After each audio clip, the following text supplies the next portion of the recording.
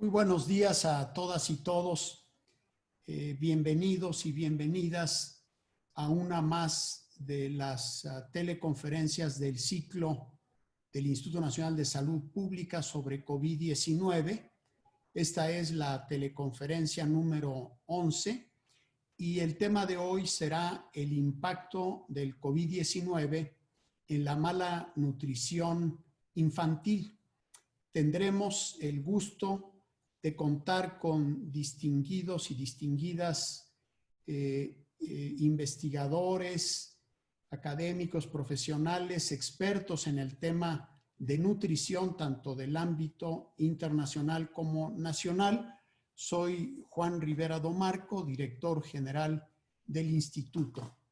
La pandemia de COVID-19 ha desencadenado no solo una crisis sanitaria y en los sistemas de salud, sino también una crisis económica y social sin precedentes que amenaza con agravar la desnutrición y mortalidad en niños menores de 5 años en países de ingresos medios y bajos. Como resultado de la disminución en el ingreso y en la disponibilidad de acceso a alimentos para madres embarazadas, lactantes y sus niños, la interrupción de los servicios de protección de la nutrición y salud por la excesiva carga que impone el COVID sobre los ya debilitados sistemas de salud, se anticipa un aumento en la desnutrición en menores de 5 años. La desnutrición infantil, como todos sabemos, aumenta el riesgo de enfermedad y muerte en los niños e incrementa el riesgo de enfermedades crónicas en quienes sobreviven, por lo que diversas estimaciones pronostican que esta crisis derivada de la pandemia tendrá grandes costos en vidas y en la salud de los menores de 5 años en el corto y mediano plazo y posiblemente un exceso de enfermedades crónicas en el largo plazo en el ámbito mundial. Esta realidad llevó a un grupo de investigadores y profesionales de la salud y en varios países a publicar un comentario en Lancet del que hablará Marie Ruel y que incluye estimaciones de los efectos que la pandemia tiene en el estado de nutrición. Asimismo, la conciencia sobre los efectos estimados en la nutrición y sobrevivencia en los niños llevó a la publicación de un segundo comentario en el mismo número de Lancet, firmado por los directores globales de UNICEF, OMS y FAO, sobre la urgente necesidad de aplicar ya 5 medidas dirigidas a evitar esta catástrofe. Una síntesis de esta publicación será presentada por Víctor Aguayo. La pandemia de coronavirus encontró a México con 3 grandes desventajas estructurales que venimos arrastrando desde antes de la pandemia por siglos. En primer lugar, el sistema de salud en México antes de la pandemia era considerado, de acuerdo a evaluaciones de la OCDE, del Banco Mundial y el BID, como uno de los más débiles entre los países de la OCDE y aún entre los países de América Latina. En segundo lugar, somos uno de los países con mayor carga de enfermedades crónicas, lo que aumenta el riesgo de complicaciones y muerte por COVID. Y en tercer lugar, más de la mitad de la población en México vive en condiciones de pobreza, lo que dificulta la implementación de medidas de mitigación como el confinamiento por la necesidad que tiene la población que vive en condiciones de pobreza de salir a conseguir el sustento cada día. Estos 3 factores dificultan la contención y mitigación de la epidemia y el tratamiento efectivo de los casos, a pesar de los indiscutibles esfuerzos de la respuesta sanitaria en México. Y es precisamente esa dolorosa inequidad que hemos vivido en México a lo largo de nuestra historia y las deficiencias en nuestros servicios de salud y nutrición que explican también nuestra profunda preocupación por los efectos que la pandemia puede causar en el ya deteriorado estado de nutrición de millones de niños y en aquellos que debido al ahondamiento de la pobreza pueden caer en desnutrición. En México, en 2018, antes de la pandemia, 55% de los hogares tenían algún nivel de inseguridad alimentaria. 14% de los menores de 5 años tenían desnutrición crónica, sin que se registrara mejoría, por cierto, entre 2012 y 2018 mantuvimos el mismo nivel. Y la deficiencia de micronutrientes era ya elevada. Por ejemplo, el 32% también de este grupo de edad tenía anemia. Nuestra preocupación es que la pandemia probablemente incrementará las prevalencias de desnutrición y deficiencias nutricionales de los niños que encontramos en el 2018, por lo que el INSS, junto con UNICEF, FAO, OPS, OMS y con el aval del Grupo Intersectorial de Salud, Alimentación, Medio Ambiente y Competitividad, publicamos un documento en el que hacemos 12 recomendaciones para evitar un retroceso en el estado de nutrición de los menores de 5 años. Esto será presentado por Anabel Bombecchio. Y por cierto, urge un plan nacional para la protección de la nutrición materna e infantil y en particular acciones para la promoción de una adecuada alimentación infantil, incluyendo tanto la promoción de la lactancia materna como una alimentación complementaria adecuada. Tendremos el honor de contar con comentarios de 2 funcionarios públicos con responsabilidades muy importantes en el tema. El director ejecutivo del Sistema Integral de Atención de Niños, Niñas y Adolescentes, CIPINA, el doctor Ricardo Bucio, y la directora del Centro Nacional para la Salud de la Infancia y la Adolescencia del CENSIA, la doctora Miriam Veras. Vamos a iniciar con las presentaciones e iré yo haciendo una breve introducción de cada uno de los ponentes. Les pido por favor a quienes quisieran hacer preguntas que lo hagan a través del chat que está destinado a preguntas y respuestas para que podamos seleccionar pues algunas de ellas para poder al final tener una breve discusión. Y vamos a empezar con la presentación de la doctora Marie Ruel, a quien presentaré antes.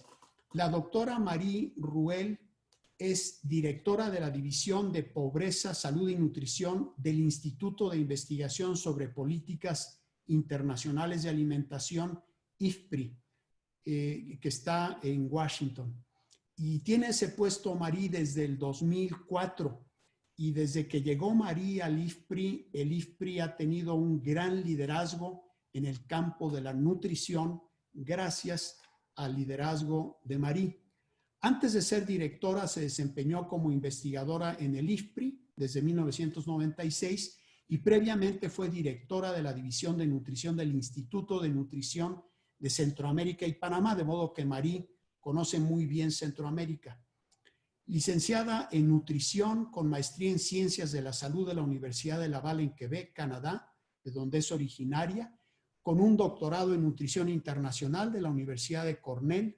Su producción científica en el campo de políticas y programas de alimentación y nutrición, particularmente en niños menores de 5 años, es muy vasta y ha tenido gran influencia internacional, sobre todo en políticas y programas para la promoción de una adecuada nutrición materna infantil.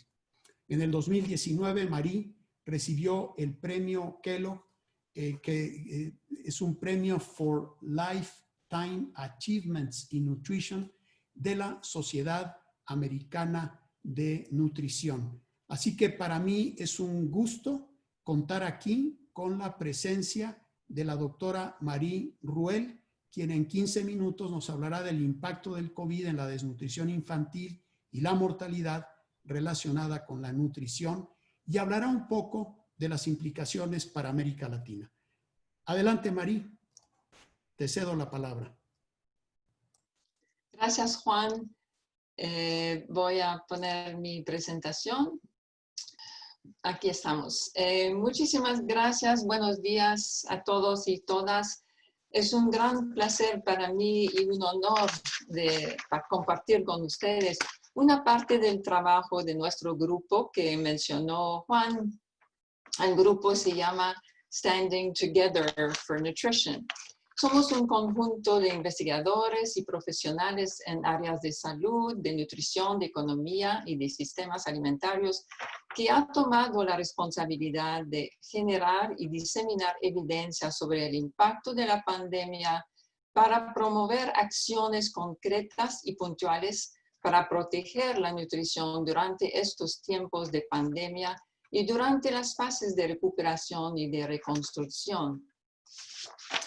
A esas alturas ya sabemos, y lo mencionó también Juan, que la crisis COVID es mucho más que una pandemia o una crisis de los servicios de salud. Sabemos que la pandemia ha causado una serie de turbulencias, incluyendo una crisis económica severa y disturbios mayores en los sistemas alimentarios. Y desafortunadamente, la crisis realmente está afectando todos los sistemas en los cuales confiamos para mejorar la nutrición. Los sistemas de salud, los sistemas económicos, de protección social, los sistemas alimentarios, y exacerba las vulnerabilidades y las desigualdades existentes. Hemos visto tanto en América Latina como en África, como en la India, esos tipos de títulos en las noticias que nos dicen que la gente, los pobres, tienen muchísimo más miedo de morirse de hambre, que sería el resultado de la crisis económica, que del virus mismo. Entonces, nosotros hemos empezado a pensar cómo podríamos modelar o estimar, tener algunas estimaciones de los efectos que la pandemia va a tener sobre las diferentes formas de malnutrición y también sobre la mortalidad infantil. Entonces, empezando con los servicios de salud, sabemos que hay interrupciones en los servicios de salud porque han reasignado los recursos para manejar el COVID. Entonces, hay reducciones en cobertura de todo tipo de servicios de atención primaria, de salud y de nutrición, atención prenatal, postnatal, parto, inmunización, suplementación con micronutrientes. También hay reducciones en cobertura de servicios de prevención y tratamiento de infecciones y parásitos y de desnutrición aguda severa. Y esos aspectos de las infecciones y la desnutrición aguda severa son factores de riesgo muy importantes para la mortalidad infantil. También la falta de medicamentos esenciales y de suplementos de micronutrientes se ha documentado, y los alimentos terapéuticos listos para usar, que se usan para manejar la desnutrición aguda severa. So, se puede pensar que va a haber más mortalidad infantil. El otro aspecto no es solamente las interrupciones en cobertura, pero también hay una caída de la demanda de servicios. La gente tiene miedo de ir a los servicios de salud, o falta transporte o dinero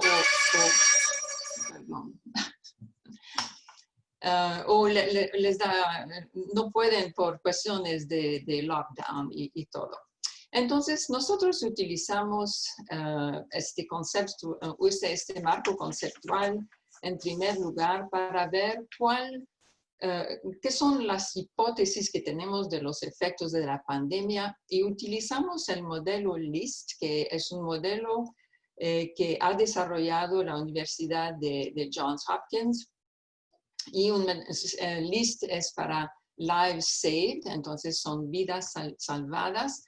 Y el objetivo principal de ese programa en general es de hacer abogacía y de trabajar con gobiernos para demostrar que si los gobiernos podían aumentar la cobertura de intervenciones de salud y nutrición, diferentes tipos de intervenciones, podrían mejorar, reducir la mortalidad infantil y también podrían reducir la prevalencia de emaciación.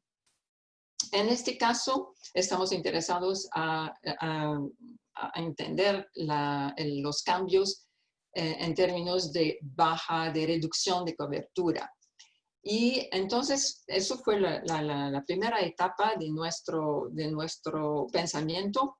Y el modelo LIST tiene 118 países de ingresos bajos y medios en su modelo. Entonces, es un modelo que puede ser útil para muchas otras cosas. Pero lo que vemos aquí es que le hace falta algo a este modelo, lo que se refiere a la crisis actual, porque como yo mencioné, la crisis actual no es solamente de los sistemas de salud, sino que es una crisis económica y que va con disrupciones en los sistemas alimentarios. Entonces está causando desempleo, reducción de ingresos, reducción de seguridad alimentaria, reducción en la calidad de las dietas, aumentos en precios de algunos productos y también reducciones en la capacidad de los programas de protección social de servir a la gente que lo necesita. Entonces nosotros nos pusimos a trabajar con economistas en el IFPRI que trabajan en modelos macroeconómicos para modelar y hacerse escenarios de lo que va a pasar con la crisis en términos económicos. Entonces, ellos nos recomendaron de usar la variable del ingreso nacional bruto por cápita, porque este indicador captura los efectos de COVID, los efectos de esta crisis ahora en la economía de los países. Y tienen también, el modelo también tiene la variable para todos los países. Entonces, eso hicimos y usamos, entonces, hemos incluido en el modelo un indicador de los cambios económicos a nivel de cada país. Después necesitábamos un tipo de elasticidad, si quiere, que nos dice si hay una baja de INB de 10%, cuánto aumento en la prevalencia de emaciación vamos a ver. Entonces, para esto utilizamos otra base de datos que tenemos en el IFPRI también, que es una colección de 170 estudios de las encuestas nacionales de demografía y salud, las encuestas, decimos DHS en inglés. Y ahí pudimos usar esa base de datos para simular unos shocks económicos utilizando datos de antes cuando los diferentes países han tenido algunos shocks económicos y ver lo que resultaba en términos del cambio de prevalencia en emaciación. Entonces, sí pudimos conseguir y utilizar una elasticidad así para ver la relación entre los shocks económicos y la prevalencia de emaciación. Finalmente, la reducción de cobertura de intervenciones de salud y nutrición es una variable muy difícil a desarrollar porque en el modelo hay como 80 diferentes intervenciones y más de 100 países. Entonces necesitamos la información para cada uno de los países y para cada una de las intervenciones. En este momento no tenemos toda esta información, entonces utilizamos una cifra de 25% de reducción, lo cual pensamos que es relativamente conservativo. Entonces, los resultados que vemos es que lo que se modeló, que voy a presentar aquí, es sobre la emancipación infantil y sobre la mortalidad. Entonces, a nivel mundial se vio que la crisis en 2020, en el año 2020, va a causar un aumento de 14.3%. Esto quiere decir que va a aumentar el número de niños con emancipación de 6.7 millones. Son 6.7 millones de niños más que van a tener emancipación en el año 2020. Y 80% de ellos están en África y en Asia. En términos de mortalidad, los cálculos nos dieron unas muertes adicionales de 128,605 en 2020, más o menos un aumento de 10,000 muertes adicionales por mes en el año 2020. Entonces, ustedes se dicen, ok, ¿cuáles son las implicaciones para América Latina y el Caribe, donde la emancipación no es un problema tan agudo? Entonces, les quería mostrar las estadísticas y lo que tenemos es que 0.7 millones de niños viven con emancipación en América Latina y el Caribe, utilizando el punto de quiebre de peso para talla de -2. Esto representa 1.5% del total en el mundo. Entonces, es una proporción bastante baja, pero es relacionado también a la población total. Entonces, si vemos, por ejemplo, el retardo en talla, 4.7 millones representa solamente 3% de la cifra total, del número total de niños con retardo en talla, pero con obesidad, la América Latina tiene 3.9 millones, lo cual representa 10% de la carga de obesidad en niños a nivel mundial. Después decidimos, como íbamos a hablar de México, hoy trabajé con Derek Heady de mi división que trabaja con nosotros en todo esto y hizo los cálculos para determinar cuál va a ser el impacto de la crisis sobre emancipación infantil en México.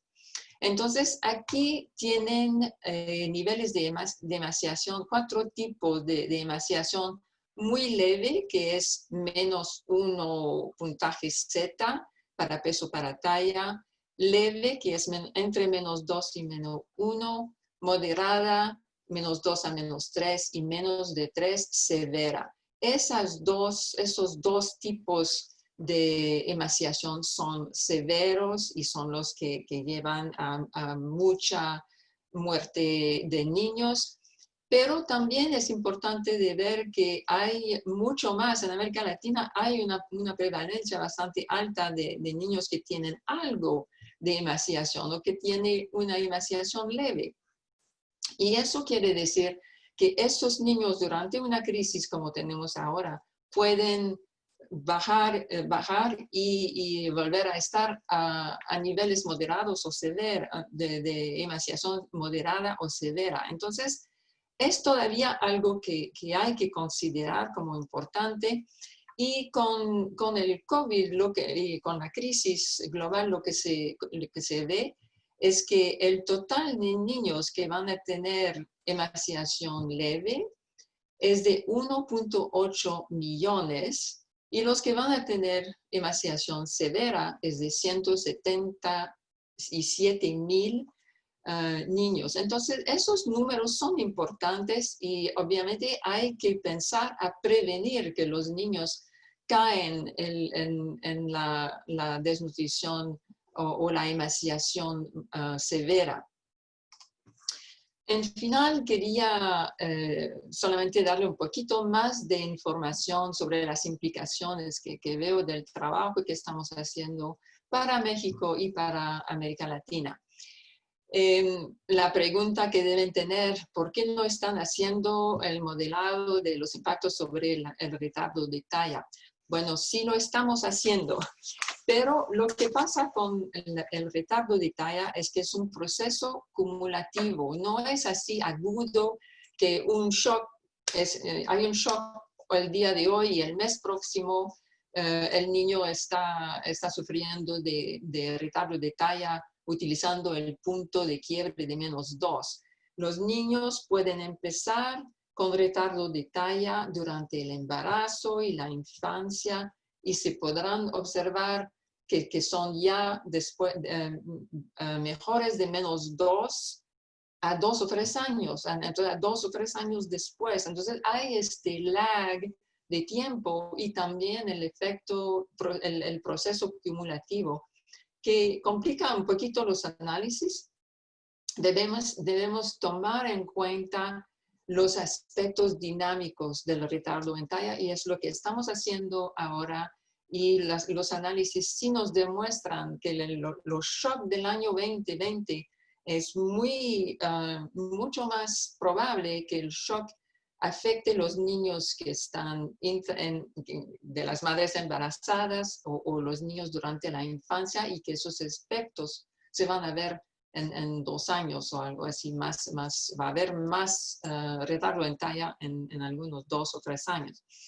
Estamos también modelando impactos para no solamente para 2020, pero sino para el año 21 y 22, lo cual también es más complicado porque no se sabe cómo va a ir el futuro, la reconstrucción o digamos, cómo nos vamos a salir de esa crisis y cuáles son los países que van a sufrir más. Otra vez los economistas nos están ayudando y nos están dando algunos escenarios que ellos utilizan para esos periodos post-COVID y vamos a tener esos resultados en un artículo que saldrá en septiembre. También estamos estudiando impactos en mortalidad y desnutrición materna, lo cual también es útil para América Latina, especialmente la anemia. También estamos viendo qué podemos hacer con dieta y qué podemos hacer con el costo de la dieta saludable, porque los problemas que tenemos es que si no tenemos datos a nivel nacional, por ejemplo, en dieta hay pocos países que tienen información sobre dietas y la calidad de las dietas en unas muestras representativas a través de los años. Entonces, es muy difícil para nosotros de predecir qué va a pasar si no tenemos datos de base. Y es el caso para dietas y para también las carencias en micronutrientes, que no tenemos muchos datos sobre las carencias en micronutrientes. Y finalmente, la obesidad. También hay pocos países en nuestra base de datos de las encuestas de demografía y salud. Hay pocos países que tienen suficientemente obesidad en los niños para permitir que nosotros estudiaremos los impactos de los shocks en el pasado para utilizar ahora. Entonces nos falta también esa información, especialmente en países de bajo y medio ingreso. No hay muchos otros que en América Latina y entonces no nos da la posibilidad de hacer esto. Entonces, todo eso para decir que, bueno, los datos son útiles, pero no son la respuesta a todo. Es importante de tomar acción y de implementar acciones para proteger la nutrición, aunque no tengamos los datos sobre todos los indicadores que queremos. Nosotros pensamos que hay que utilizar los datos y los conocimientos que tenemos para abogacía, para demostrar la urgencia de tomar acción para prevenir la mortalidad infantil y la mala nutrición en todas sus formas en esos tiempos de crisis a nivel global. Gracias. Muchas gracias, Marí. Te agradezco mucho que nos hayas, en primer lugar, que hayas tomado el liderazgo en estos análisis tan importantes en este momento para todo el mundo. Y impresiona que el número de niños con emaciación o desnutrición crónica, algunas personas usan el término desnutrición aguda, usan el término desnutrición aguda en vez de emaciación, pues es gigante en el mundo. Es decir, esa estimación de 6.7 millones adicionales, claro, la mayoría desde luego en los países que más prevalencia tienen, y 129,000 muertes atribuidas a desnutrición crónica o emaciación. Es increíble. Y desde luego las estimaciones de que en México podríamos aumentar nuestros problemas de desnutrición aguda. Somos un país que tiene más problemas de desnutrición crónica, también muy importantes, y habrá tiempo ya de discutirlo más. Y ahora le voy a dar la palabra con muchísimo gusto a nuestro gran amigo Víctor Aguayo, quien es nada menos que el jefe mundial del programa de nutrición de UNICEF, la máxima autoridad, digamos, en el campo de nutrición en esta agencia que es tan importante para la salud y nutrición de los niños, y director adjunto de la división de programas desde 2016. Tiene muchos años de experiencia, 25 años de experiencia en nutrición materno-infantil en varios continentes, en América Latina, en África, en Asia. Víctor es licenciado en Ciencias Biológicas en España, estudió donde es originario. Tiene maestría y doctorado en Salud Pública y Nutrición de la Universidad de París y también formación postdoctoral en la Universidad de California. Su gran liderazgo y compromiso por la nutrición en el ámbito global han tenido gran influencia en el fortalecimiento de las acciones de apoyo a la nutrición por parte de UNICEF. La presencia de Víctor en UNICEF ha significado el fortalecimiento del apoyo a la nutrición global, y quiero hacer una mención particular a su liderazgo en documentos técnicos y en avanzar el tema de alimentación infantil adecuada, pensando en la doble carga y pensando no solamente en lactancia materna, sino en alimentación complementaria. De modo que es un gusto tener a Víctor como un segundo ponente, y él nos va a presentar la postura global de las agencias de Naciones Unidas sobre desnutrición infantil y COVID-19, resaltando que el momento de actuar es ahora. Te cedo la palabra, Víctor. Muchísimas gracias, Juan. Quiero primero asegurarme de que el sonido llega bien y de que Abel me va a ayudar con la presentación. Gracias, Abel. El sonido se oye muy bien. Excelente. Juan, muchísimas gracias. Sorry. Quería decir, Juan, muchísimas gracias por tus palabras que me sonrojan. Cuando has dicho todo eso, no sabía muy bien ni cómo reaccionar, pero te lo agradezco de todo corazón. Queridos amigos y amigas, muchísimas gracias, y antes que nada quiero agradecer a Juan Rivera y a su equipo su invitación para estar hoy con todos ustedes.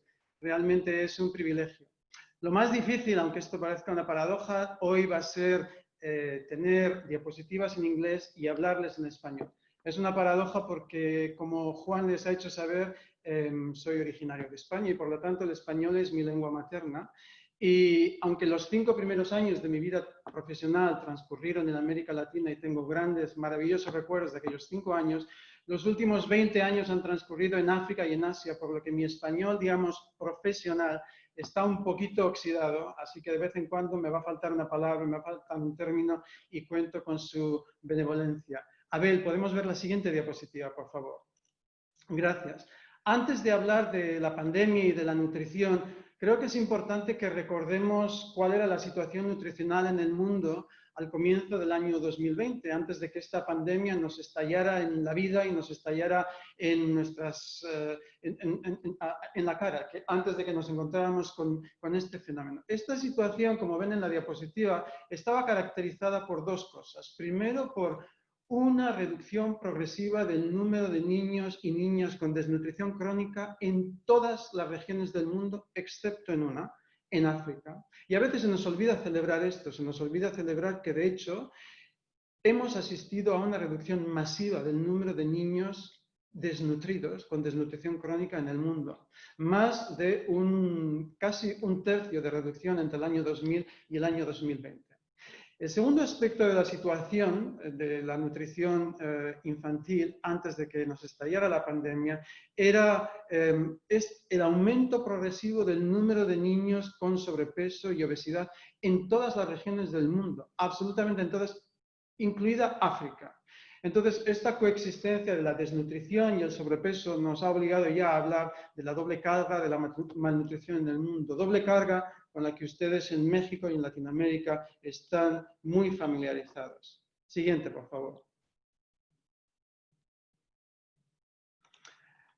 El resultado de esta doble carga, y estos son nuestros análisis en el año 2019, es que entre los menores de 5 años, uno de cada tres niños y niñas menores de 5 años no está creciendo y desarrollándose de forma adecuada debido a una u otra forma de malnutrición. En algunos casos malnutrición aguda, en algunos casos desnutrición crónica, en algunos casos sobrepeso, obesidad o en algunos casos un conjunto de estas diferentes formas de desnutrición. Uno de cada tres niños menores de 5 años, y esta es una estimación bastante conservadora, no está creciendo de forma adecuada y no está desarrollándose de forma adecuada debido a por lo menos una forma de malnutrición.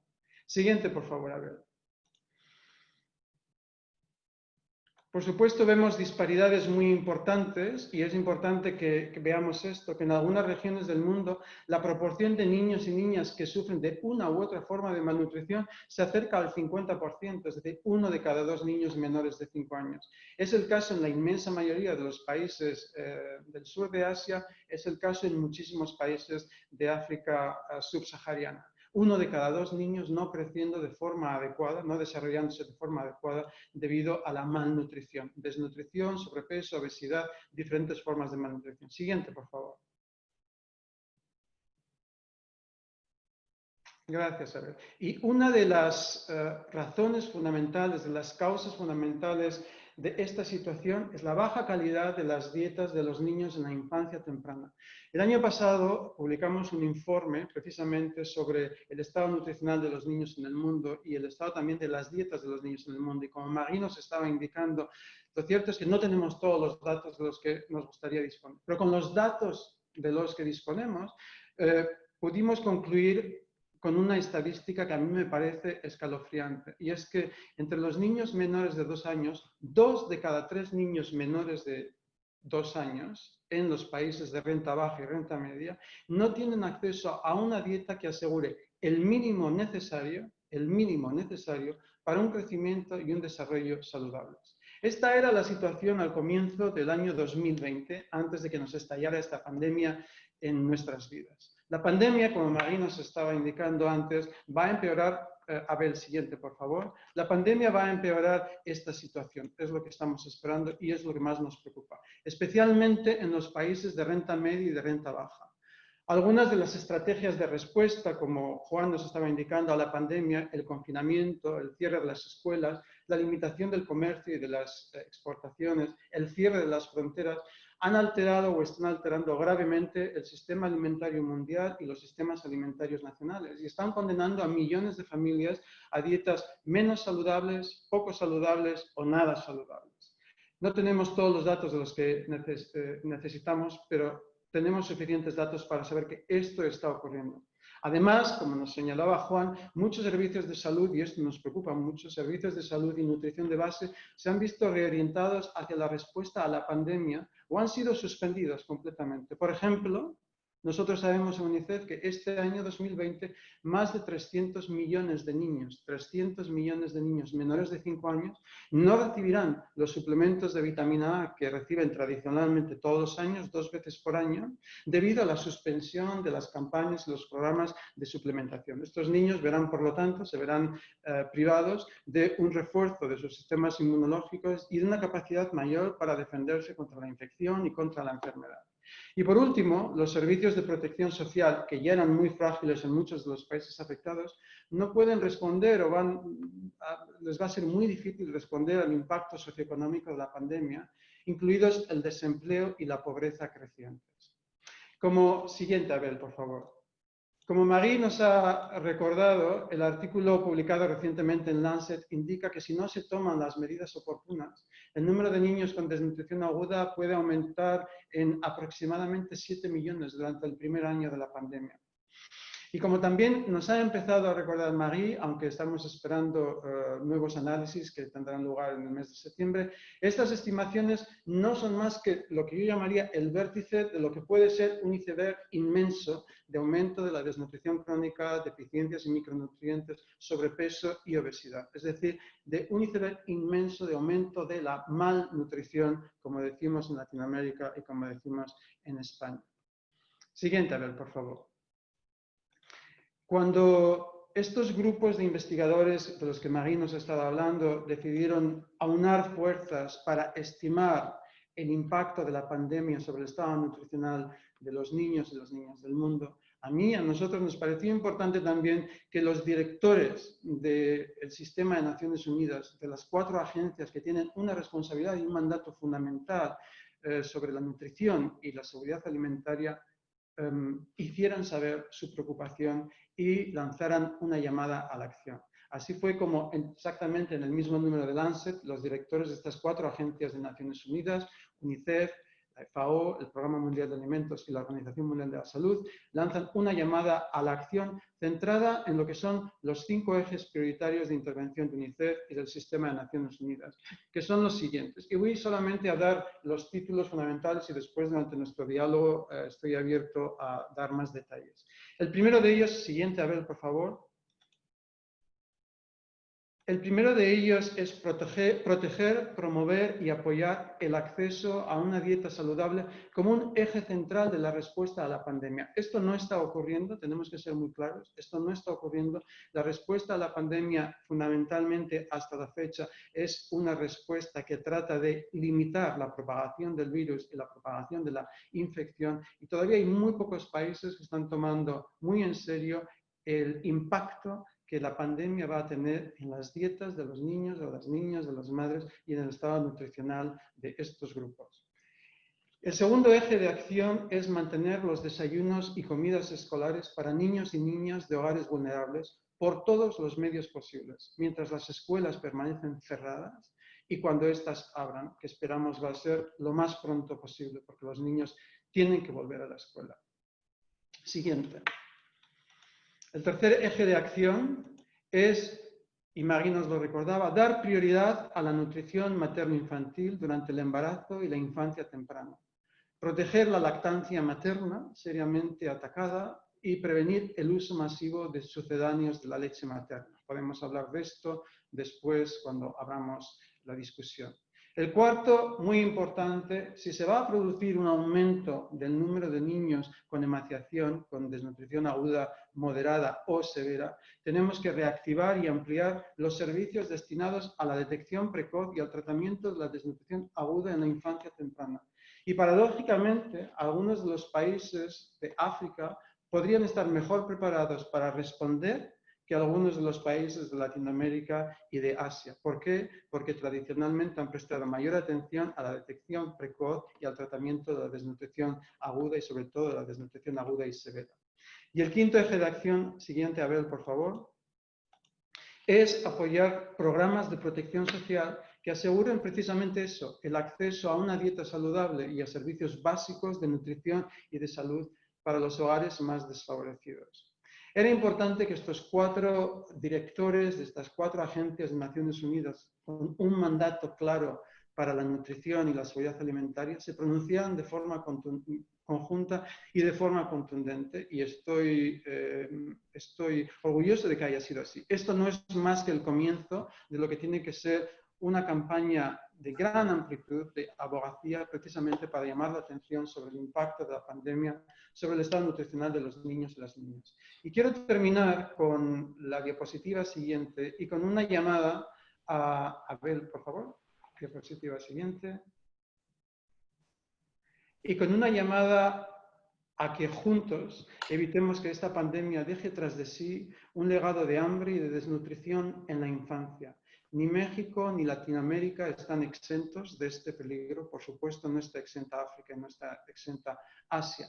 Tampoco están exentos los hogares más pobres de los países más ricos. Yo que soy español y vengo de España, un país seriamente afectado por la pandemia, puedo darles testimonio de que lo que llamamos las colas del hambre, es decir, las familias que tienen que recurrir a la ayuda de un banco de alimentos, son más largas de lo que hemos visto en la historia de España más reciente. Por lo tanto, ningún país está exento de este impacto y todos los países tienen que prestar atención. Deseo que este diálogo hoy con todos ustedes contribuya a este noble objetivo. Les doy las gracias por su atención y dispuesto a hablar con todos ustedes y a responder a las preguntas que puedan tener en la medida de mi capacidad. Gracias, Juan, y gracias a tu equipo por la invitación y gracias a todos mis compañeros en este panel. Gracias.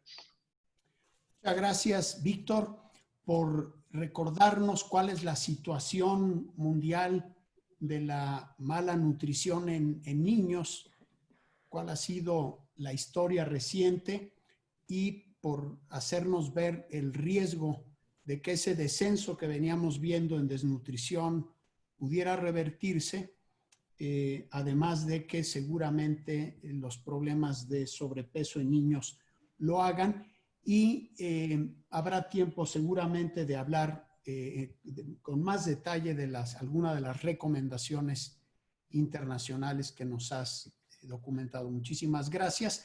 Y pasamos ahora a la tercera presentación que nos hará la doctora Anabel Bombecchio.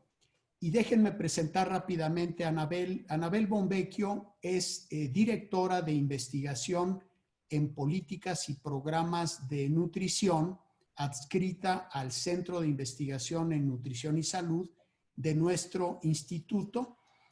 Anabel es licenciada en nutrición, tiene una maestría en salud pública por la Universidad de Emory en Atlanta, Estados Unidos, y estudió su doctorado en salud pública con especialidad en sistemas de salud en nuestra Escuela de Salud Pública de México, que está adscrita a este instituto. Es investigadora en ciencias médicas de los institutos nacionales de salud y hospitales de alta especialidad. Pertenece al Sistema Nacional de Investigadores.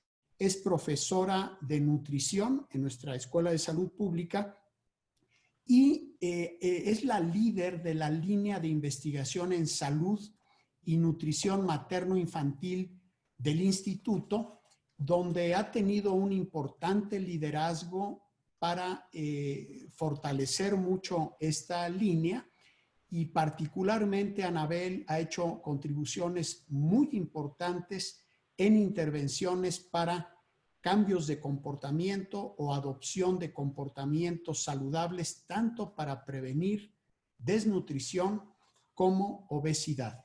Y el día de hoy, Anabel nos va a presentar las recomendaciones para la prevención de la mala nutrición en niñas y niños en México ante la pandemia, un documento de postura que yo les mencioné antes y que ella les presentará en detalle. Te cedo la palabra, Anabel. Muchas gracias, Juan. Buenos días a todas y a todos. Es para mí un gran placer compartir este seminario con María y con Víctor y presentarles las recomendaciones que formulamos en este documento que les planteó Juan como parte de, perdón, ya va que no. Ajá. Como parte de una colaboración que me da mucho gusto también que se haya consolidado en México, a la par que, como decía Víctor, a nivel global, tanto la Organización de las Naciones Unidas para la Alimentación y la Agricultura, FAO, OPS, UNICEF, nosotros con el apoyo de FAO nos reunimos a hacer este llamado a tomadores de decisiones, un poco para alertar sobre los posibles riesgos de lo que hemos estado platicando esta mañana en la mala nutrición infantil. Entonces voy a presentar, es un honor presentar en nombre de todo este equipo que colaboramos en la elaboración de este documento. Como Juan nos comentó al inicio, dadas las grandes inequidades que existen en el país desde hace mucho tiempo, comenzamos esta pandemia en una situación donde más de la mitad de los hogares tenían una situación de inseguridad alimentaria, algún nivel de inseguridad alimentaria. Y esta situación es incluso más grande, el impacto, perdón, la situación es mucho más marcada en las comunidades rurales, donde casi el 70% de la población tiene algún grado de inseguridad alimentaria. Entonces, también lo comentó Juan al inicio, pues México atraviesa esta situación en un contexto donde tenemos una triple carga de la mala nutrición, desnutrición, sobrepeso y obesidad, y deficiencia de micronutrientes. Podemos ver, según los datos de la última encuesta de salud y nutrición, como también ya se comentó en un inicio, prácticamente no hubo ningún avance en temas de desnutrición crónica o baja talla para la edad. Y bueno, más o menos las cifras de los otros tipos de desnutrición, pero sabemos que lo que más nos preocupa en México pues es la desnutrición crónica y el incremento sostenido en sobrepeso y obesidad, que en menores de 5 años es 7%, pero cuando vemos ya los grupos de escolares ya estamos hablando de un 36%. Entonces, cuando comenzamos esta pandemia, podemos decir que teníamos 1.9 millones de niñas y niños con problemas de desnutrición crónica, casi 663,000 niños menores de edad con sobrepeso y obesidad, que como sabemos, pues tanto la desnutrición crónica genera, y el sobrepeso y la obesidad en edades tempranas, pues una mayor, bueno, en principio la desnutrición crónica, una mayor susceptibilidad a infecciones, retardo del crecimiento, desarrollo cognitivo, y ambas condiciones, pues, a mayor riesgo de enfermedades crónicas a futuro. De igual forma, tenemos todavía un serio problema de deficiencia de micronutrientes y en este caso presentamos los resultados de anemia, donde tenemos un 4.2 millones de niñas y niños menores de 5 años y 1.2 millones de mujeres embarazadas con problemas de anemia. También según la encuesta de salud y nutrición, la condición de la dieta no es la más adecuada y en este caso tenemos que casi la mitad de los niños de 6 a 11 meses tienen un consumo adecuado de alimentos ricos en hierro y 67.5 en los de 12 a 23 meses. Entonces, la crisis por COVID afectará principalmente, según las estimaciones de Coneval y en general en el mundo, sabemos que la población que se encuentra en condición de pobreza y en condición de mayor vulnerabilidad son aquellos que estarán más afectados por la pandemia y sobre todo en nuestro caso amenaza con revertir los avances en materia de desarrollo social que han sido alcanzados por el país en los últimos años. Según las estimaciones que ya ha realizado Coneval, el costo de la canasta básica aumentaría casi en 9 puntos porcentuales. Estas fueron las estimaciones para el segundo semestre del año, lo cual a su vez aumentaría el número de población en condición de vulnerabilidad, inseguridad alimentaria y pobreza.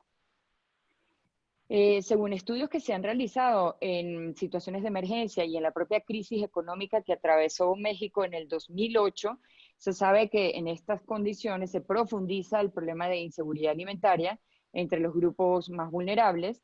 Hay un alta en los precios de los alimentos, como ya muy claramente se presentó en el marco conceptual que presentó también Marí, y esto hace que se reduzca la diversidad y la calidad de la dieta. E incluso para muchos hogares, también la cantidad de alimentos que están disponibles en el hogar. De igual forma, entonces los grupos más vulnerables se ven también obligados a cambiar sus formas de alimentación y aumentan el consumo de alimentos ricos en energía, azúcar, sal, grasa, que son de baja calidad nutricional, se encuentran ampliamente disponibles y en algunos casos a bajo costo. Y por el contrario, pues tienden a disminuir el consumo de alimentos frescos como verduras, frutas, alimentos de origen animal, entre otros. Entonces, todas estas estimaciones que se han hecho a nivel regional nos llevaron un poco, una de ellas, este Global Nutrition Report del 2020, hacía estimaciones que los niveles de hambre y desnutrición aumentarán incluso hasta el doble de la cantidad de niños desnutridos en todos los países, sobre todo de ingresos bajos y medianos, y resaltan la necesidad de adoptar estrategias para asegurar que haya suficientes alimentos nutritivos para cubrir las necesidades básicas de los grupos más vulnerables de población, mientras se adoptan las medidas para mitigar el impacto y esto de la transmisión del COVID. Y esto fue lo que nos llevó a este grupo a formular una serie de recomendaciones que aquí por razones de tiempo no puedo entrar mucho a profundidad, pero los invito a revisar el documento que está tanto en la página del instituto como en la página de UNICEF, FAO, OPS y del GISAMAC, que es el Grupo Interinstitucional de Salud, Alimentación, Medio Ambiente y Competitividad. Entonces, la primera recomendación va orientada a la creación de un fondo presupuestal de emergencia para la protección de los grupos vulnerables. Es fundamental que podamos contar con los recursos para todas las actividades que vamos a estar, para todas las recomendaciones que hemos formulado a lo largo del documento. Es necesario que todas las mujeres embarazadas en periodo de lactancia y niñas y niños menores de 2 años en condición de vulnerabilidad, especialmente en los municipios más afectados por la pandemia, tengan atención nutricional y cobertura a los programas de nutrición. Actualmente el Sistema Nacional DIF tiene el programa de asistencia social alimentaria.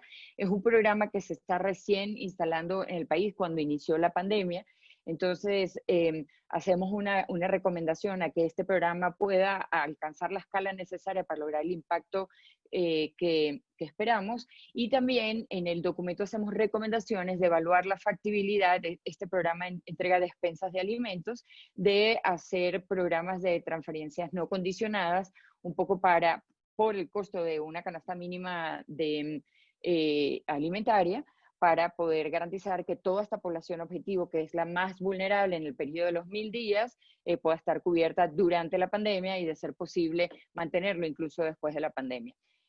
Comentaba Marí que los efectos en desnutrición crónica, por ejemplo, se puede comenzar a ver en 2, 3 años después de la pandemia. Entonces creo que es muy importante, no solo durante la pandemia, sino también que se mantengan las acciones después. Garantizar la disponibilidad dentro de estos programas y acceso a alimentos de origen animal. Ya vimos que seguimos manteniendo un problema de anemia, tanto en mujeres embarazadas como en niños, y necesitamos que esta población más vulnerable tenga o acceso a alimentos de origen animal o a la suplementación con micronutrientes, que, como vimos, el consumo de este tipo de alimentos se ve disminuido en estas situaciones de emergencia.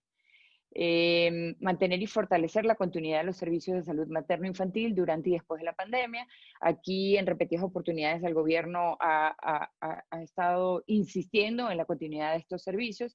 También es importante que la población lo sepa, porque, como también se comentó previamente, hay un tema en la demanda de los servicios por el temor al contagio durante la pandemia, ¿no? Intensificar los programas y servicios para proteger, promover y apoyar la lactancia. La alimentación infantil, lactancia materna y alimentación complementaria, y dentro de ellos, como lo mencionó Víctor, fortalecer el cumplimiento y seguimiento del Código Internacional de Sucedáneos de Leche Materna. Y aquí hacemos un exhorto a los gobiernos, organismos de la sociedad civil y población en general a no hacer donaciones, no solicitar y no recibir y no distribuir como parte de los programas sucedáneos de leche materna, ya que pueden tener un impacto en la disminución de la lactancia materna. También utilizar los padrones de beneficiarios de los diversos programas que están disponibles a través de DICONSA, los diversos programas que tiene el Sistema Nacional DIF, el de 1000 días y también el para población en situación de desastre o emergencia, entre otros programas, Segalmex, otros programas disponibles para poder cubrir, también como lo decía Víctor, en su eje estratégico número 2, que poder cubrir a los niños que no están yendo a clases y algunos de ellos ya no están recibiendo los programas que recibían a través de la alimentación escolar. Realizar programas de educación nutricional para la prevención de la triple carga de la mala nutrición en el contexto de COVID, y esto, nuestro posicionamiento va orientado a los dos problemas, no solo a desnutrición, sino también desnutrición, sobrepeso y obesidad, y ahí hacemos un listado de los temas claves, tales como promoción de la lactancia materna, la alimentación complementaria adecuada, la disminución del consumo de alimentos ultraprocesados, el aumento de alimentos ricos en hierro, fibra, agua, entre otros. Y está relacionada también con la siguiente recomendación, que es promover el consumo de verduras, frutas, leguminosas y el consumo de agua potable, así como facilitar su acceso en términos de acceso económico y también de disponibilidad. Y esto especialmente para la población que han visto afectada severamente su ingreso. Igualmente, mejorar y facilitar el acceso a agua para prácticas de higiene y consumo. Esto es particularmente relevante en el contexto de pandemia en el que estamos, para poder llevar a cabo las medidas de higiene y lavado de manos, entre otros, para evitar la propagación del virus. Impulsar y favorecer la compra de alimentos locales y frescos, particularmente por facilidad logística, por un lado, y también para reactivar la economía local. Promover el desarrollo de la agricultura local y la diversificación productiva, y eso sería producción sana de alimentos sanos. En conclusión, la actual pandemia de COVID representa un gran desafío que puede tener efectos profundos y duraderos en la nutrición de la infancia mexicana a corto y a largo plazo. Si no actuamos a tiempo, pues corremos con el riesgo de perder los logros que habíamos comentado, que se han alcanzado en la reducción del hambre y la desnutrición, y continuará el aumento acelerado del sobrepeso y la obesidad. El combate a la malnutrición infantil requiere del más alto compromiso político. Tenemos acá, como comentaba Juan, la presencia de dos importantes funcionarios, el doctor Ricardo Bucio y la doctora Miriam, a los cuales hacemos un llamado como parte del gobierno federal, pero también a todos los gobiernos estadales, a la academia, a los profesionales de salud, a la propia población objetivo, para poder implementar acciones que nos permitan un poco mitigar el impacto que esta pandemia va a tener en la población infantil. Muchas gracias.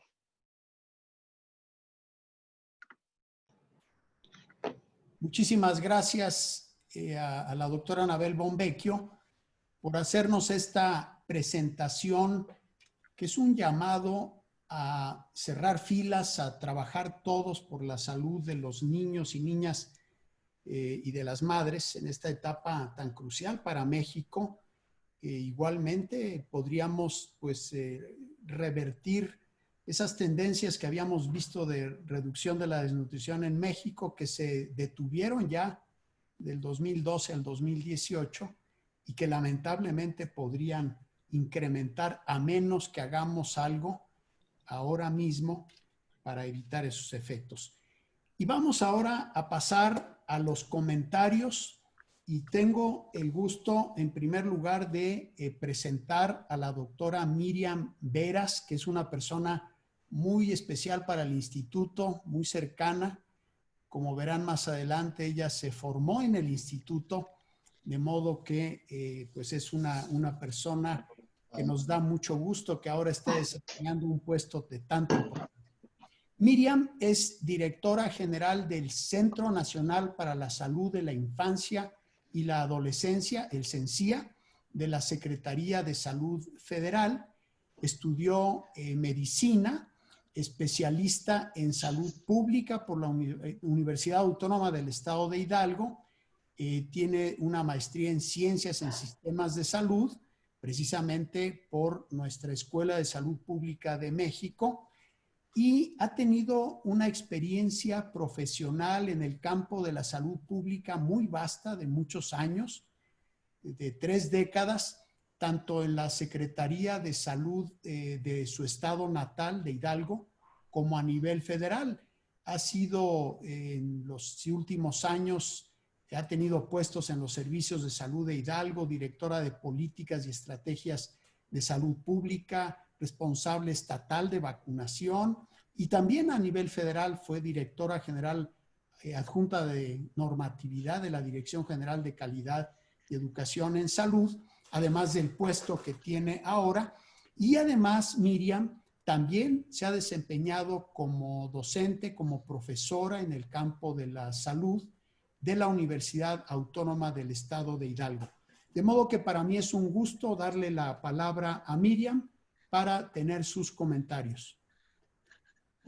Muchísimas gracias por la invitación, Juan y Anabel. Es un placer para la Secretaría de Salud participar con los excelentes ponentes que me antecedieron. En concordancia con los resultados que presenta la doctora Mariel Riel, es muy claro y existe la evidencia total que el cierre forzoso de la economía tendrá consecuencias negativas en el ingreso nacional bruto de las familias. Y también es esperable, pues, lo que se ha comentado en este webinar, el aumento en la prevalencia de la desnutrición aguda. Todo esto, pues, como se ha señalado también, se explica por el confinamiento al que nos ha llevado la pandemia que estamos viviendo en este momento. Estamos totalmente de acuerdo con las 5 medidas definidas en la postura global de las agencias de Naciones Unidas referidos en el presente webinar por el excelente doctor Víctor Aguayo. Nos queda claro que debemos promover dietas nutritivas, seguras, pero también procurar que éstas sean asequibles. Esto debe ser una acción transversal en todo el gobierno, liderada por Cipina, que posteriormente hará su comentario, y por Salud, para atender el problema de forma integral. En Salud participamos directamente en prevención primaria, promoviendo estilos de vida saludable en distintas áreas de la Secretaría de Salud, no solo en el CENSIA, al cual orgullosamente dirijo. Estamos como responsables de distintos componentes de nutrición, de tal forma que, por ejemplo, promovemos la lactancia materna en coordinación con el Centro Nacional de Equidad de Género y Salud Reproductiva, la alimentación saludable con la Dirección General de Promoción de la Salud, y participamos en el diseño de la política pública específica, así como la legislación correspondiente, y en prevención secundaria, que tiene que ver con la detección temprana y el tratamiento de la desnutrición infantil. Respecto a lo presentado por Anabel, pues es bastante claro que es un análisis nacional muy profesional y muy concreto, y también de igual forma nos sumamos a las recomendaciones que ya fueron presentadas también en la videoconferencia que nuestro subsecretario, el doctor Hugo López-Gatell, presenta todas las tardes con relación a COVID, y en la intención precisamente de ver esta integralidad y no solo ver los daños directos que genera esta pandemia, pues se hizo la excelente presentación por Anabel al respecto.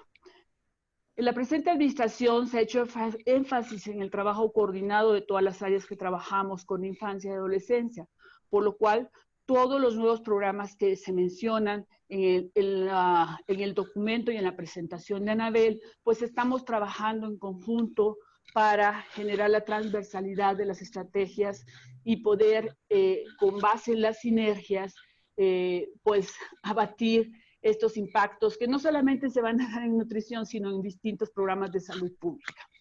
Ya mencionó Anabel la presencia del GISAMA como un grupo interinstitucional de salud, nutrición y medio ambiente y competitividad, que está trabajando de forma integral muy fuerte para poder apuntalar las estrategias que se han señalado en este seminario. A nombre de la Secretaría de Salud, apreciamos las recomendaciones emitidas en este foro, las cuales coinciden y, como lo he señalado anteriormente, están alineadas con las estrategias y acciones que hemos contemplado para estos nuevos programas.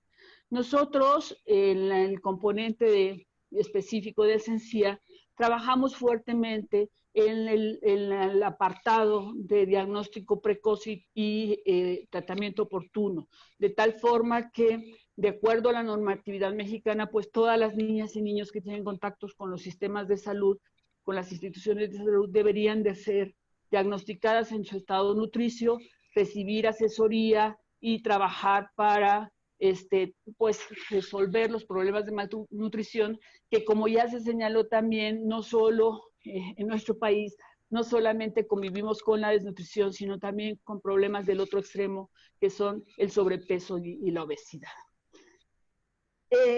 También tenemos información no vinculada, como lo señalaban, al impacto en este momento de nutrición, porque pues no va a ser en este momento, sino que va a ser un impacto residual.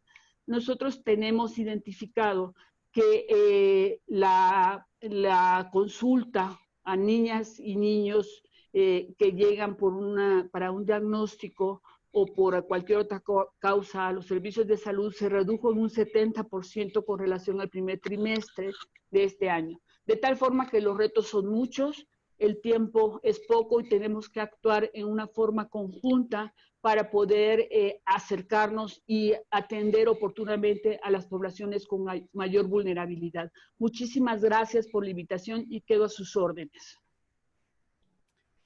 Muchísimas gracias, Miriam, por este muy importante comentario. Sé que tienes algún compromiso. Ojalá te puedas quedar, pero si no, pues también entendemos que tenías ya compromisos previos. Pero si puedes permanecer con nosotros, lo apreciaríamos mucho. Y paso ahora para mí es un gusto presentar al licenciado Ricardo Bucio, que es el secretario ejecutivo del Sistema Nacional de Protección Integral de Niñas, Niños y Adolescentes, el CIPINA. Y es el director, el secretario ejecutivo desde el 2005. El CIPINA es un programa, un sistema de programas integral que está dirigido precisamente a asegurar que los niños, niñas y adolescentes tendrán todos los servicios y apoyos que el Estado debe darles desde una perspectiva de derechos. ¿Y quién mejor que liderar este grupo que Ricardo, que tiene una trayectoria en derechos humanos de muchos años? Fue presidente del Consejo Nacional para Prevenir la Discriminación del 2009 al 2015. Ricardo es licenciado en Ciencias Políticas y Administración Pública por la Universidad Iberoamericana y tiene estudios diplomado en Nueva Gerencia Pública, Gestión Pública y Desarrollo Social por la Universidad de Chicago y la propia Universidad Iberoamericana. Tiene una experiencia sólida y ha tenido puestos importantes en la administración pública, en los campos de política pública y, como decía yo antes, también de derechos humanos. Fue director del Instituto Nacional de Desarrollo Social, secretario técnico de la Comisión de Derechos Humanos del Distrito Federal, miembro del Consejo para Prevenir la Discriminación en la Ciudad de México y Coordinación Nacional de Caritas México. Su gran compromiso y liderazgo han posicionado a la salud y el derecho de niños, niñas y adolescentes como una prioridad en el gobierno federal desde la administración pasada y que se ha retomado en esta administración. De modo que para mí es un gusto darle la palabra a Ricardo para recibir sus comentarios. Muchas gracias, muy buen día. Juan, un saludo a ti, a Anabel, a todo el equipo del instituto. A Miriam, a Víctor, hola, también a Marie que me antecedieron. Creo que las presentaciones han sido estupendas y muy preocupantes.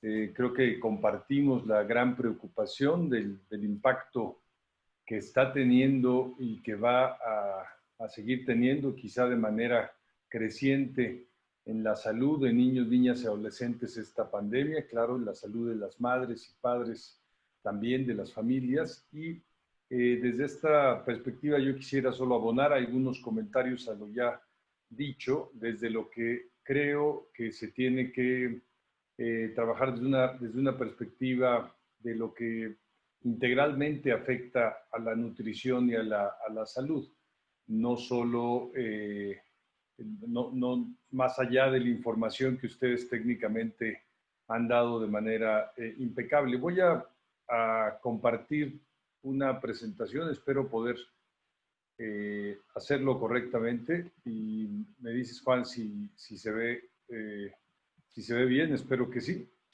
Se ve bien, ¿cómo no? Muy bien. Bien, pues primero creo que solo confirmar esto que ya se mencionó y en lo que Víctor ahondó, la perspectiva que ha habido de organismos internacionales previo a partir de los compromisos y las recomendaciones que ya tenía México en este tema y las que se han ido sumando en el contexto de la contingencia. Primero, tenemos los objetivos de desarrollo sostenible ahora en riesgo, varios de estos en riesgo por la contingencia del COVID, y la voz que han expresado los organismos internacionales desde la oficina del secretario general de Naciones Unidas y el conjunto de agencias ya mencionado, la Comisión Interamericana de Derechos Humanos, el Instituto Interamericano del Niño y la Niña, básicamente centradas todas en la petición en la situación de identificar medidas urgentes para mitigar el impacto del confinamiento, pero ahora me parece que tenemos que estar ya en una segunda etapa, mitigar los efectos de la pandemia. Hubo una primera en cuanto al cierre de servicios, mitigar y asegurar que los servicios indispensables no se iban a suspender, servicios que son vitales para la vida de niños, niñas y adolescentes, y también a esto aunado a una serie de recomendaciones del Comité de los Derechos del Niño que ya tenía México y que tiene que entregar además su informe país este año. Hay, desde la perspectiva que mencionaba, me parece la necesidad de asumir que la malnutrición y todos sus derivados tienen una serie de factores más allá de lo que hace el sector salud y que influyen de manera negativa, muchos de ellos, ¿no? Factores estructurales como la pobreza, hoy la precarización del empleo, la desigualdad, la violencia, la discriminación, el que llegue de una manera diferenciada muy grandemente por la desigualdad social y la discriminación a ciertos grupos de población, los problemas de salud mental que se están generando también en esta contingencia, lo referido al entorno familiar, a las prácticas, a los hábitos, a la disminución de ingresos, la ausencia de articulación entre políticas públicas, que creo que es uno de los primeros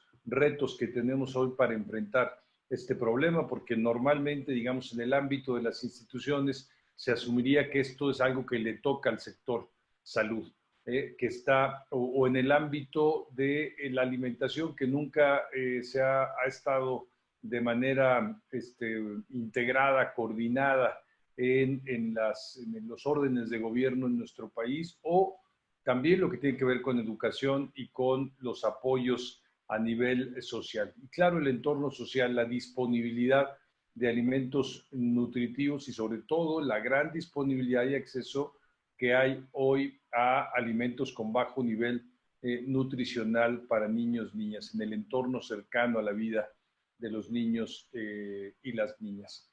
Hay un ciclo de malnutrición, eso lo sabemos, tiene que ver con estas cuestiones que mencionamos, y es un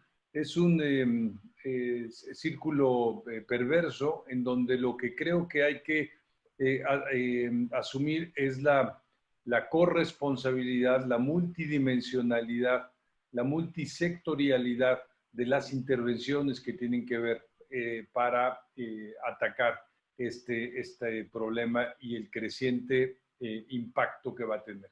Hay ya, también lo mencionó Anabel, estimaciones del impacto que puede tener este año en la pobreza la pandemia del COVID-19. Sabemos que en México hay una pobreza muy grande. Acá podemos ver la pobreza, la última pobreza multidimensional medida para la población en general. 41.9% de la población en general vive en pobreza. De esa 7.4 vivía en pobreza extrema en el 2018, pero ya ese año la pobreza para niños, niñas y adolescentes era 10 puntos más, 52.5%, perdón, era 10 puntos más, acá está 49.6% de los niños y las niñas vivía en pobreza y vivía pobreza extrema 9.3%. El posible aumento que está calculado hasta hoy de la pobreza es pasar a nivel general de 41.9 a 52.5 y a nivel de la pobreza en niños y niñas, que al ser multidimensional incluye una serie de carencias, entre ellas la carencia alimentaria, pasaríamos de 49.6 a 59.4. Una situación enorme que implica 4 millones de personas más. El 10% de la población de niños y niñas en México son 40 millones en total, el 10% corresponde a 4 millones. Y ya hemos hecho un cálculo también de cómo podría aumentar la carencia alimentaria, que hoy día afecta al 24% de los niños y las niñas en el país y que podría pasar a afectar al 30%, casi 1 de cada 3.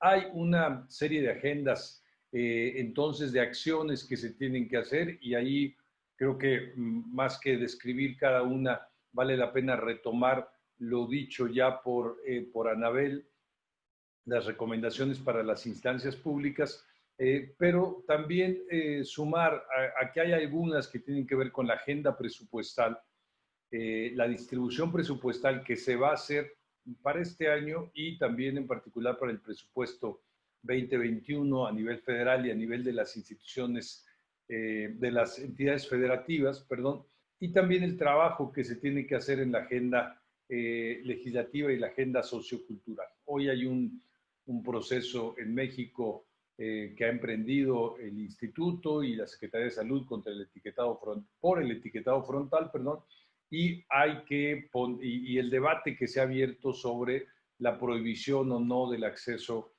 a niños y niñas de alimentos procesados y bebidas azucaradas, que el debate en sí mismo me parece que es muy importante profundizarlo, mantenerlo, sostenerlo y llevarlo a un puerto adecuado de definiciones. En abril de este año se tomaron una serie de definiciones en la agenda para la Agenda Nacional de Niños, Niñas y Adolescentes en el seno del Sistema Nacional de Protección Integral, del CIPINA Nacional.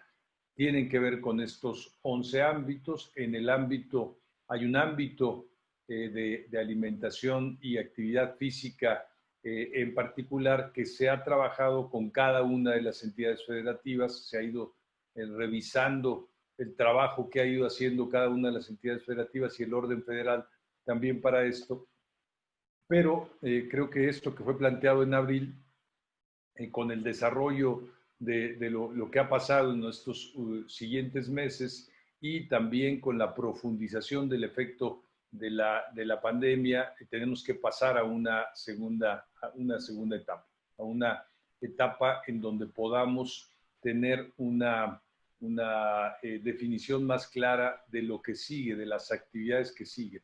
Hay una propuesta de recomendación que ya ha hecho el instituto y que me parece que lo que toca es llevarla también a la mesa del CIPINA Nacional, a la mesa de los decisores a nivel federal, de los gobernadores de las entidades federativas y que esto se pueda discutir también en los sistemas de protección integral de niños, niñas y adolescentes. Creo que básicamente la perspectiva es este es un tema que es no solo de urgencia, no solo de gran importancia, sino que implica la corresponsabilidad de los gobiernos.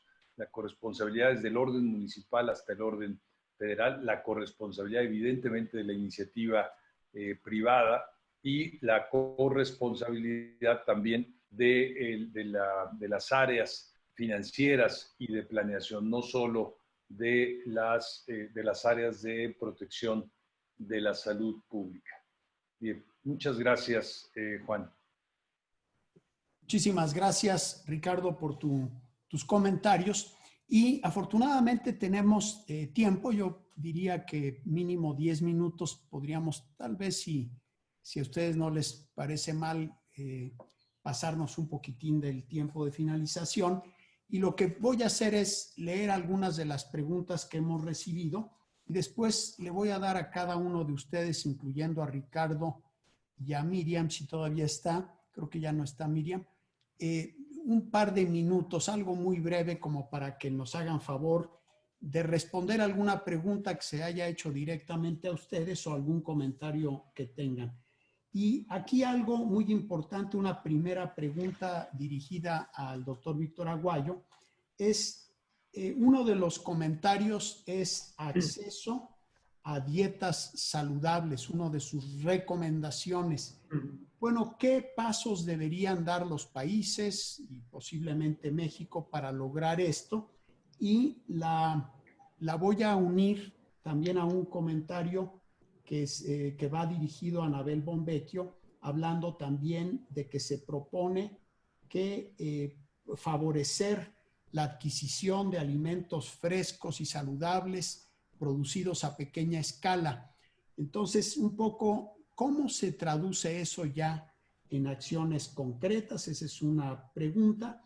Otra pregunta dirigida a la doctora Ruel es la prevalencia de emaciación o desnutrición crónica se basa en considerar cuántas personas están por abajo de -2 desviaciones estándar de la norma. En México, la prevalencia ya hace muchos años que es menor a 2%, de modo que muchos de los emaciados en México son falsos positivos.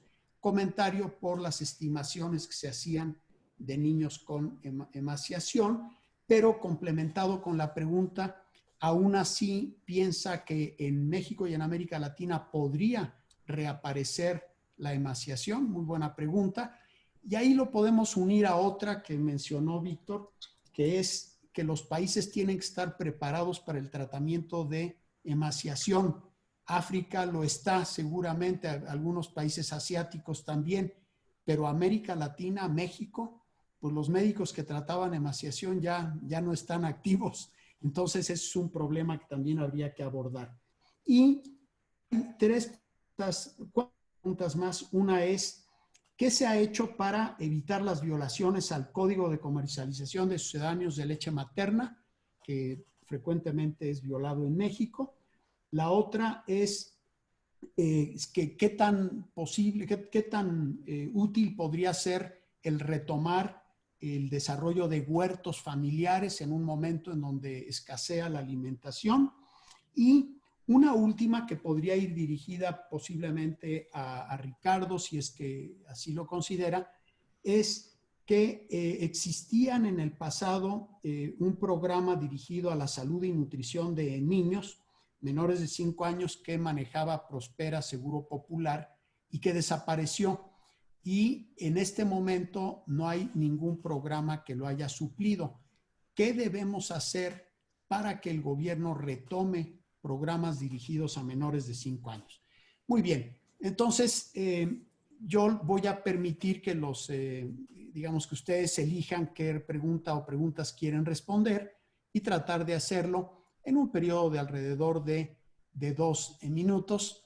Si pudiéramos poner por ahí el reloj, el temporizador, digo, alrededor de 2 minutos, entonces vamos a usar lenguaje Twitter. Si quienes usan Twitter ya están entrenados para eso. Y quisiera yo entonces primero darle la palabra a la doctora Marie Ruel. Sí, gracias, Juan. Yo pensaba responder a la pregunta sobre emaciación. Es excelente la pregunta de ver si va a reaparecer. Yo creo que el hecho de que hay emaciación leve quiere decir que existe. Hay niños delgados y más del 2.3% que podríamos pensar. Entonces, hay niños delgados que tal vez son vulnerables y que podrían, como decía, caer en una malnutrición aguda más severa.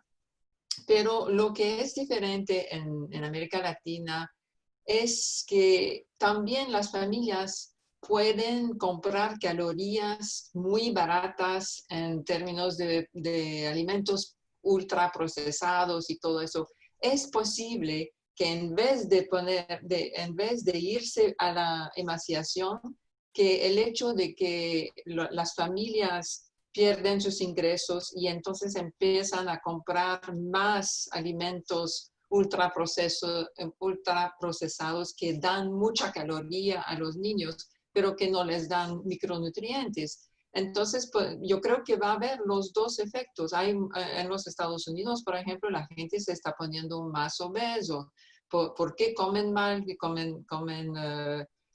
Están protectando las fuentes de calorías y entonces comen suficiente o más calorías que necesitan, pero tienen dietas muy malas. Entonces, eso podría afectar lo que pasa en términos de los niños que tengan deficiencia de micronutrientes severas y que se ven obesos o overweight y que no se va del lado de emaciación. Pero hay que chequear eso, hay que verlo, hay que monitorear. Gracias. Menos de 2 minutos. Muchas gracias, Mari.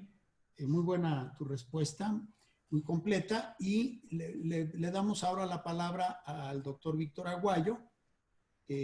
Por ahí había una pregunta que iba muy dirigida a él. Sí. Estoy esperando a ver mis 2 minutos que empiecen y después empiezo a hablar. Listo. Gracias, Juan, y gracias, compañeros. Ha sido estupendo formar parte de este panel de discusión.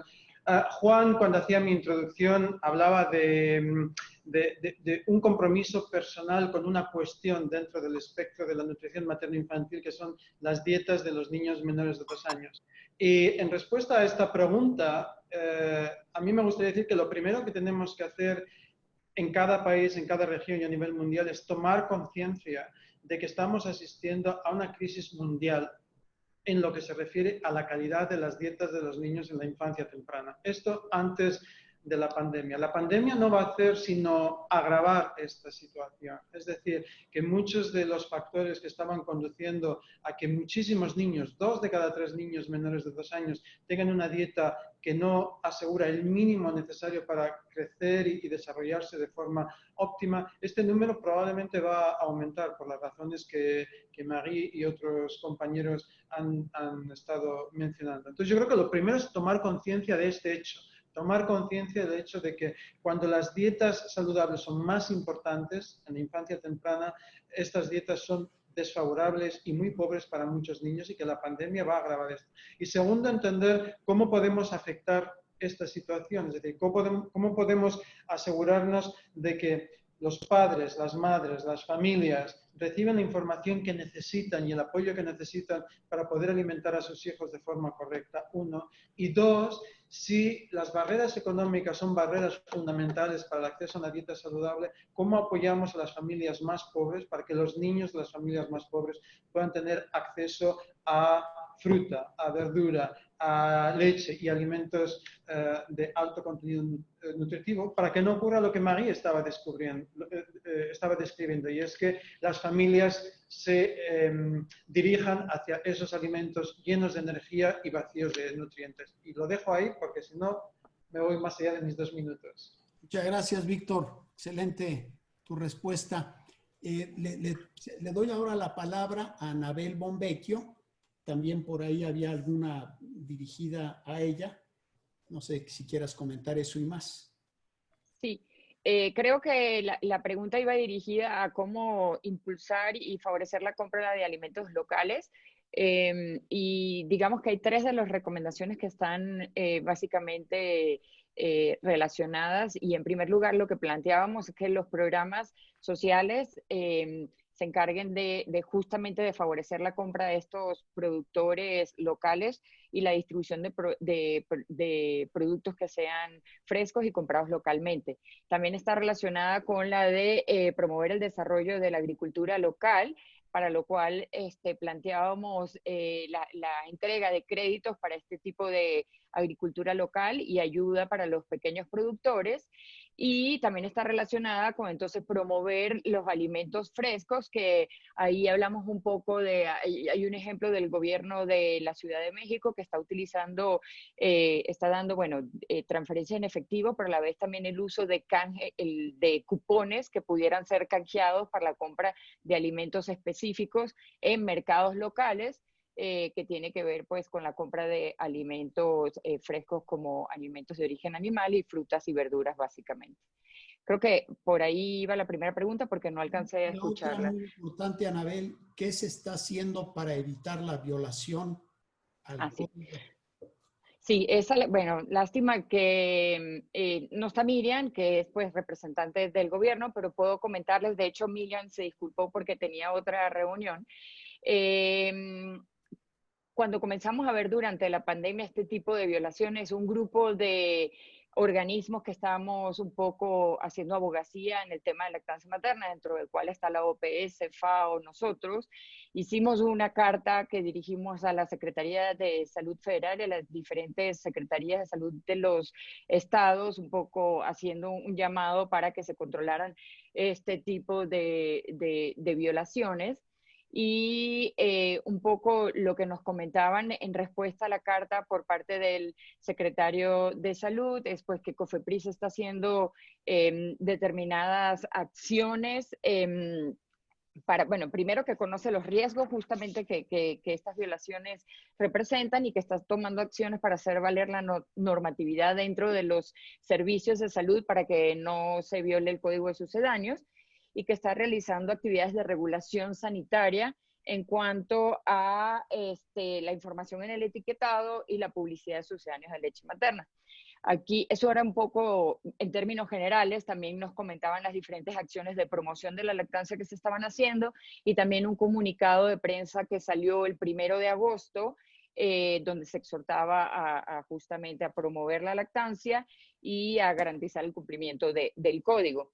Pero aquí sí quisiera también retomar un tema que es que hemos estado promoviendo dentro de este grupo, lo hemos comentado con el subsecretario de Salud y con la doctora Carla Berdichevsky, ya se me fue el tiempo, de la necesidad de modificar el Reglamento General de Salud. El capítulo 3, que está relacionado con la fórmula para lactante, necesita una serie de modificaciones y dentro de ella está todo lo contemplado a la violación del código en situaciones de emergencia y también la modificación del reglamento del control sanitario. Entonces las discusiones están puestas, hemos estado haciendo el lobby para ello, todavía pues no se ha logrado hacer esa modificación, pero creo que eso es fundamental para poder controlar este tipo de violaciones en cualquier situación y no solo en la de emergencia. Muchas gracias, Anabel. Y finalmente le doy la palabra a Ricardo Bucio para que nos haga pues su comentario final. Puede o no ligarlo a las preguntas. Adelante, Ricardo. No, está tu micrófono. Gracias. Sí, gracias, Juan. Bueno, primero creo que ligarlo con la última intervención de Anabel, me parece que para la modificación del reglamento y también para la verificación de esta violación de la promoción de los sucedáneos de leche materna podemos intervenir también desde el Sistema Nacional de Protección con los sistemas estatales y los sistemas municipales. Creo que esto, el valor, digamos, agregado que da el CIPINA es que es una red de organismos públicos a nivel nacional hasta el nivel local y que creo que además de la definición normativa que pueda hacer la COFEPRIS, lo que hay que hacer es una vigilancia local. Esto hay que hacerlo y bueno, también la parte del reglamento, ahí nos podemos sumar contigo y al conjunto de las otras recomendaciones.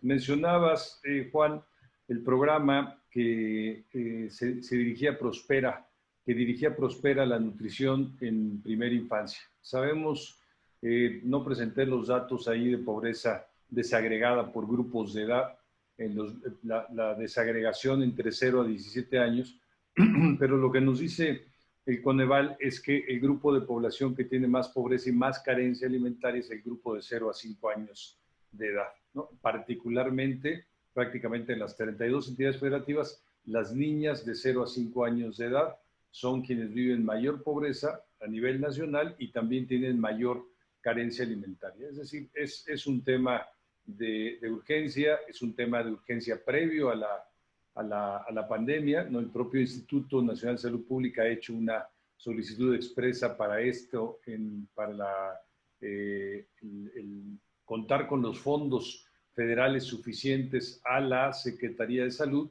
Lo vamos a ver la próxima semana. Tenemos una Semana Nacional sobre Inversión Pública, en donde participa como convocantes también la Conferencia Nacional de Gobernadores, la Cámara de Diputados, y vamos a hablar todos los días sobre esta necesaria inversión pública. Vamos a hablar de este tema en particular y me parece que lo tenemos que poner directamente en la mesa del secretario de la Secretaría de Hacienda, pues ahora para la ubicación del presupuesto, la definición del presupuesto público 2021, que tendencialmente me parece tendería a tener no aumentos, sino reducciones en la distribución presupuestal a la niñez y a la adolescencia por la invisibilidad del grupo, no por la situación evidentemente,